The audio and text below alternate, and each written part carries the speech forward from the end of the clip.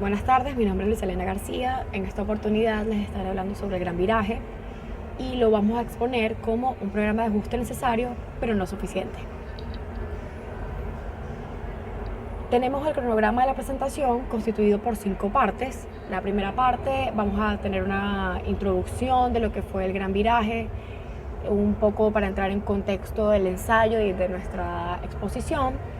Luego vamos a tener la parte 2, donde vamos a hablar sobre los antecedentes del Gran Viraje, qué pasó, vamos a ubicarnos en un contexto histórico y social para poder explicar lo que nos llevó o lo que llevó al gobierno de Carlos Andrés Pérez a realizar el programa.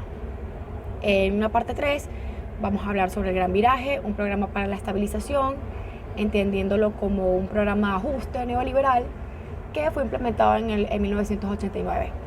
En la parte 4 se estará discutiendo los logros del programa y por último en la parte 5 analizaremos el fracaso del programa y algunas conclusiones.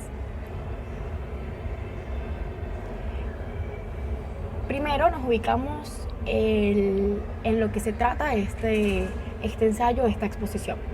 Tenemos un contexto económico y social de la década de los 80 que estuvo determinado por una crisis de la deuda. Las causas de la coyuntura social estuvieron más o menos determinadas, entre muchas otras cosas, por una política cambiaria de tipo de cambio múltiple y un mayor endeudamiento del Estado, que le permitía a la administración de Jaime Lucinchi, quien era el precedente al gobierno de Carlos Andrés Pérez, financiar las políticas fiscales expansivas empleadas para mitigar en alguna medida los efectos contractivos del consumo, resultantes de la disminución de los ingresos petroleros al país. Es importante destacar que durante esta década de los 80 el precio del barril de petróleo experimentó una reducción abrupta en comparación con los precios de la década de los 70, años en los que se estableció una época de bonanza petrolera. Por lo tanto, los ingresos de Venezuela, que es un país monoproductor y especializado en la exportación de petróleo y en la producción petrolera, estuvo sujeto a las fluctuaciones del mercado petrolero, tanto por parte de la demanda, por parte de la oferta internacional. Aunque se puede decir que la condición monoproductora del país es una causa importante de la crisis que se inició en 1980, también influyeron las políticas que se implementaron durante la época. Las políticas tenían un comportamiento procíclico. Esto quiere decir que en la medida en la que se experimentaba la bonanza o la mayor rentabilidad o los mayores ingresos al país por exportaciones petroleras, el gobierno tenía unas políticas de mayor aumento del gasto público. Esto quiere decir que no se ahorró para los años de las vacas flacas, por así decirlo. Entonces, estas políticas procíclicas sacrificaron el crecimiento y consumo futuro para mantener un mayor nivel de consumo y de crecimiento a través de un endeudamiento y mayor gasto público en el presente. Y esto se tradujo en la capacidad financiera y productiva del país de soportar la contracción de los ingresos por exportaciones petroleras e inherentemente la crisis económica que se vivió en los años 80. Tenemos luego ubicarnos en los antecedentes de la época, para recalcar un poco más lo que sucedió durante los 80. El modelo rentista venezolano empieza a experimentar la disminución de los precios del petróleo, como ya habíamos discutido antes, disminuyendo el ingreso por exportación petrolera y desequilibrando en materia fiscal y monetaria el sector interno de la economía, así como también el sector externo. La realidad económica para la década de los 80 estuvo sujeta a la naturaleza inestable de la renta petrolera. El pago de la deuda externa y la mala administración y corrupción en el manejo de los recursos impulsaron considerablemente a la presión de las variables económicas en 1988, lo que llevó a implementar un programa de ajuste. Un programa de ajuste cuyos principales objetivos era estabilizar las variables macroeconómicas y restaurar los equilibrios macroeconómicos. Es decir, el crecimiento sostenido durante 1988 que experimentó el PIB de un 9,4% estuvo motivado por una amplia o un mayor aumento de la deuda pública. La política cambiaria de un tipo de cambio múltiple que consistía también en la existencia de dos o más tipos de cambios nominales para realizar transacciones con el resto del mundo permitió emplear una política de apreciación real continua de la moneda y junto a una reducción de las tasas de interés, las cuales alcanzaron niveles negativos, produjeron el desestímulo de la inversión y la fuga de capitales. Esto desequilibró la balanza de pagos y alcanzó cifras negativas. Todo esto quiere decir que las políticas procíclicas que se implementaron resultaron en un problema de desequilibrios fiscales y de balanza de pagos. Por lo tanto, el programa de ajuste lo que buscaba era restablecer los desequilibrios macroeconómicos. Una vez analizados los antecedentes, podemos hablar sobre lo que fue el Gran Viraje, que fue un programa de estabilización económica, principalmente las variables macroeconómicas. Es un programa que inicia en 1989, que fue parte del octavo Plan de la Nación, también conocido como el Gran Viraje. Carlos Andrés Pérez, en su segundo mandato, plantea un programa de ajuste de corte neoliberal, sugerido por el Fondo Monetario Internacional y el resto de las instituciones financieras internacionales. El programa estaba basado en la aplicación de políticas económicas, especialmente fiscales y monetarias. De esta forma se quería ejercer un control sobre las variables macroeconómicas y de esta forma estabilizar la economía para posteriormente redefinir el papel del Estado en la economía, reduciendo su participación en la actividad económica y reestructurar una economía de mercado, promoviendo un crecimiento endógeno, un crecimiento desde adentro que incorpora las necesidades del sistema mundial globalizado. Esto condujo a una mayor apertura comercial en el exterior y la liberalización de los mercados, es decir, que las fuerzas de mercado fuesen aquellas las que rigieran la actividad económica. El octavo Plan de la Nación se presenta como una estrategia de desarrollo económico y político para la recuperación del orden social, la institucionalidad y reorientar a la nación hacia el fortalecimiento cultural, moral y ético.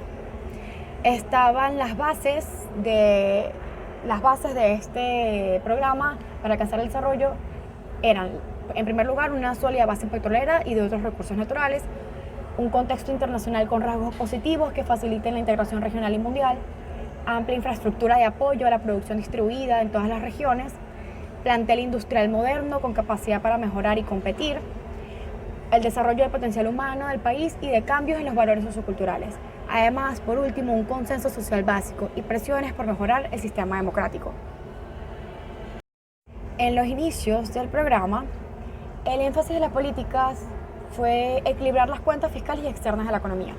Las principales políticas económicas del programa para restaurar el equilibrio del sector externo se basaron en la adopción de un tipo de cambio único y flexible, es decir, la liberalización del tipo de cambio, y que se fijara de acuerdo a las fuerzas del mercado. Sin embargo, el Banco Central de Venezuela podía intervenir cuando la tasa de cambio sobrepasara ciertos niveles. El objetivo principal de esta política era corregir los desequilibrios en el sector externo, restringir el gasto público y los aumentos del salario. Entre otras políticas se encontraron la flexibilización de las tasas de interés, con un aumento inmediato a las tasas reguladas y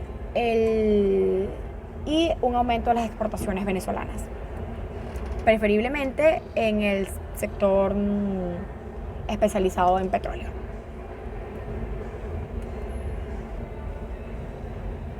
Además de una mayor apertura comercial y la reestructuración de la deuda externa, reducir el déficit de la balanza de pagos por medio del financiamiento externo de organismos multilaterales internacionales, FMI, Banco Mundial y el Banco de Desarrollo.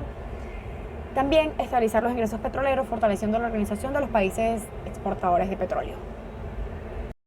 Políticas que también se planteó en el programa de ajuste, se contemplaba una redefinición del rol del Estado, reformado hacia una estructura de poder que permitiera consolidar y expandir una economía de mercado, es decir, reducir su intervención en la actividad económica. Las políticas de reformas que se gestaron otorgaban al Estado el papel de instrumentar eficientemente la descentralización económica, tanto territorialmente como en el ámbito de decisiones, relegando al sector privado la responsabilidad de administrar los recursos y empresas de la economía. También hubo una gran privatización de las empresas que prestaban los servicios o que prestaban los servicios provistos por el Estado. Además, el Estado pasaba a ser un ente rector de la política social, con la capacidad de intervenir limitada a políticas directas y focalizadas a reducir los niveles de pobreza, excluyendo los subsidios como gasto público para lograr tal objetivo. También tuvo políticas hacia el lado de la inversión, donde buscaba redefinir las inversiones públicas, además de la inversión privada para estimular la inversión privada para diversificar el aparato productivo y agregar mayor dinamismo a la producción. Por último, el sector público buscaba reducir los controles de precio, reducir los subsidios y la liberalización y ajuste de los precios de los bienes y servicios que eran provistos por el mismo Estado. Un ejemplo muy sencillo de esto se puede funcionar el aumento de la gasolina en 0.5, que provocó también un gran descontento social por el aumento de los precios y la liberalización de los precios subsidiados antes por el Estado, que resultó en el Caracazo del 89. Los logros del programa fueron diversos. Podemos iniciar diciendo que las reformas económicas y el Estado tuvieron como consecuencia que a principios de 1989, por la inmediata eliminación del sistema de cambio múltiple y su reemplazo por un sistema de cambio único libre, se desencadenara una devaluación mayor al 140%. Además, es importante resaltar que esta reforma en el corto plazo fue muy dura, fue muy restringida, fue muy drástica, por lo que el sistema social se vio afectado en un primer principio, pero los objetivos eran en el largo plazo. Es decir, estas medidas del corte neoliberal en un principio o en el corto plazo iban a ser bastante restrictivas, por lo menos para una sociedad que estaba acostumbrada o que venía consumiendo gracias a una gran cantidad a un aumento del gasto público, y al verse reducido este gasto público, al intentar reducir el déficit fiscal, el consumo experimentó una gran contracción. Entonces, los logros del programa se pueden establecer o se puede hablar de un logro en el mediano o largo plazo. Entonces, el crecimiento alcanzó un promedio interanual del 6,6%. Eso fue alrededor de los años 90. Segundo, el desempleo se fue reduciendo a partir del segundo semestre de 1989 a lo largo del periodo. En tercer lugar, el salario real creció durante todo el periodo, lo cual puede apreciarse en la expansión de los volúmenes negociados de productos de consumo básico.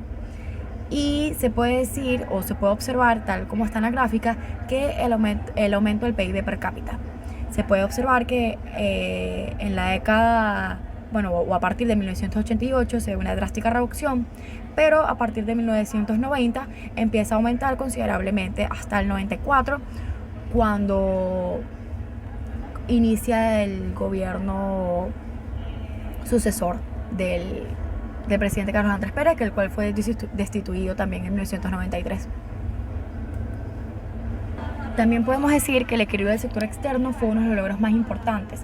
La evaluación del tipo de cambio como política produjo mayores ingresos fiscales que permitieron reducir el déficit fiscal. Hubo mayor acumulación de reservas durante los primeros 3 años de su implantación, lo cual esto fue un logro muy importante porque en el gobierno de Jaime Lucinchi, una de las cosas que caracterizó como una mala política fue mantener el tipo de cambio lo más estable posible a través de la quema de reservas, las cuales se perdieron alrededor de 3 millones de reservas. El programa logró reducir también la tasa de desempleo del 9,6% en 1989 a 7,5% en el 92, y aumentó la tasa de interés y la liquidez monetaria, logrando tasas de interés real positivas y un alto margen de intermediación durante el periodo comprendido entre el 89 y el 92. Por último, los ajustes considerados en el programa económico ocasionaron una aceleración del nivel de precios. En su expresión puntual, 8,1% en el 89 y 36,5% en el 90. La inflación, por ejemplo, fue muy difícil reducirla. Fue uno de los obstáculos más importantes que tuvo el programa, debido a que hubieron muchas presiones durante la época que incentivaron, muchas presiones sociales que incentivaron el aumento general de los precios. Por último, podemos hablar sobre el fracaso y algunas conclusiones de lo que fue el programa de ajuste, y sobre todo las conclusiones que podemos dar para crear nuevas políticas a la Venezuela de hoy. Por la naturaleza de los problemas económicos y las políticas neoliberales, el programa Ajuste concedió primacía a la atención de los desequilibrios macroeconómicos para alcanzar el desarrollo sobre el bienestar de la sociedad en el corto plazo. Es decir, en el corto plazo, las políticas económicas que buscaban restablecer el equilibrio fiscal y disminuir los niveles de precios produjeron la contracción en el consumo y no pudieron reducir la inflación, traduciéndose en la reducción de los salarios reales en un primer instante y siendo insostenible la implementación del programa durante sus primeros 6 meses. Además, el aumento de las tarifas de los servicios públicos, especialmente el de los precios de la gasolina, para recaudar mayores recursos e ingresos fiscales y reducir el déficit, provocaron el estallido social de Caracazo, como ya habíamos expuesto antes. Y en el primer año del ajuste se evidenció un abrupto descenso en el Producto Interno Bruto, con el consecuente aumento del desempleo y un fuerte repunte de los precios. O sea, todas estas consecuencias de por qué se puede decir que fue un fracaso fueron en el corto plazo. Porque en el largo plazo, como destacamos en láminas anteriores, se pueden observar que sí hubieron variables macroeconómicas estables, sí se lograron los objetivos parcialmente. Por último, sí me gustaría concluir con la siguiente reflexión. Se puede decir que el programa de ajuste fracasó en términos de bienestar para la sociedad al analizar que este no tuvo la duración de empleo prevista ni que todos los objetivos propuestos fueron iniciados. Los costos políticos y sociales de los efectos de esta estrategia de desarrollo fueron mayores a los posibles beneficios económicos que se podría tener o que pudo haber obtenido de haberse implementado completamente. Los equilibrios macroeconómicos son una condición necesaria, pero no suficiente para lograr el desarrollo, los cuales eran el objetivo como tal del programa, excluyendo sí también el crecimiento sostenido y con equidad que era necesario para Venezuela en aquella época y lo sigue siendo. Para lograr esto es importante que se establezca una estrategia de desarrollo que vincule tanto el aparato productivo y estimule la productividad de los factores. Debe ser un modelo que abarque por medio de la creación el valor, o sea, que el valor sea lo que estimule la demanda agregada, una demanda efectiva, y hasta alcance los niveles consistentes del PIB, es decir, del PIB potencial, la capacidad instalada, la acumulación de capital. Creo que para finalizar, me gustaría decir que aunque del pasado solo existan vestigios, su certeza se ha manifestado en la historia de una nación que hoy vive los resultados de una espiral de políticas semejantes que han sacrificado el bienestar de millones. Es imprescindible observar la historia para romper con el ciclo vicioso de la pobreza que aparentemente nos envuelve. Lo que hoy vivimos en la actualidad venezolana es un conglomerado de políticas sucesivas que se han repetido a lo largo de nuestra historia. Por lo tanto, es importante siempre mirar nuestro pasado para evaluar nuestros errores y no repetirlos. Gracias.